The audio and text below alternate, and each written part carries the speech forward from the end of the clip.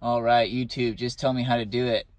I'm trying to install this radio in my f350 because my backup camera for $680. I'm not going to pay to just get a new backup camera, so $250, and I got this whole setup with the backup camera itself. So get this kit from Amazon.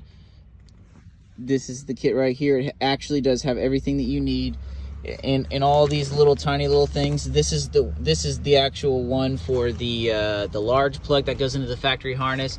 This one you don't even need, it serves no purpose. This one right here, it's only for your back audio. It has the right cable for the antenna in it and everything like that.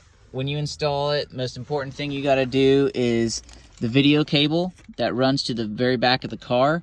This one has to get power or solder it to the reverse light, which is the purple, and that came with my wiring harness with the Pioneer. Purple goes to that, and then in the back of the car, when you have your camera, this is your actual camera. This goes to the camera. This is the power that powers the camera, and you have to power the camera from the light. You put your positive and your negative on from the camera. This is the video cable that goes to the front of the car, but you also have to have a section of power, which I ran to here.